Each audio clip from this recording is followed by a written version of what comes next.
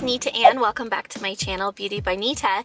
And today we're going to talk about the 4 stages of narcissistic abuse.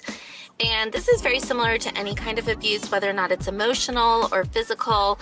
And we can really relate it to any kind of cycle that is abusive. So narcissists, we have to remember, don't really care about anybody else's feelings but themselves, and they tend to get addicted to this cycle that I'm going to talk about. This also can be a cycle that you see prevalent in a lot of alcoholics. So that's what causes a lot of codependent behavior, because if an alcoholic has these cycles, then whoever they're with starts to create patterns to prevent these cycles and try to prevent being sucked in to this cycle. But remember, nothing you can do will actually change the other person. So if you're noticing you have your own codependent behavior, it's better to remove yourself from the relationship or to create strong boundaries instead of try to change the other person.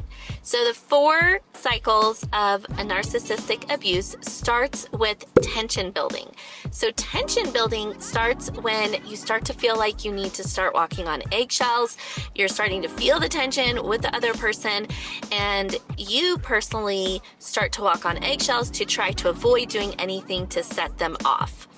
But of course, it is a cycle, so anything you do is going to possibly set them off, which is number 2, where they have the violent outburst. So the second part of the cycle is the violent outburst, where something happens. They're either violent verbally and emotionally, or they're violent physically, and you go into protection mode and you get abused as a result. Part 3 of the narcissistic abuse pattern is reconciliation.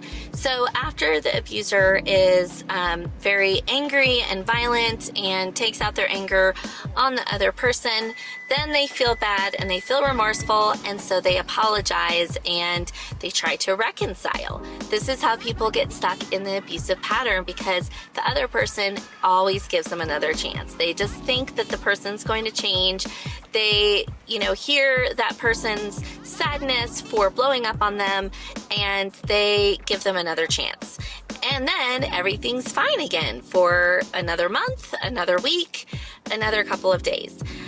And then the calm happens. And that's stage 4, where the calm is everything's fine and things tend to go back to normal, where you're thinking, oh, great, things have changed and we're really moving forward. And then we go back to part 1 of the cycle, which is tension starts to build. You start to feel like you're walking on eggshells. You can tell the other person's about ready to have a blowout. And then we go into number 2 again. So that's how people get sucked into the abusive relationship. And I always tell people that are victims or have been victims it is very common for anyone to get sucked into this. So it's not just you.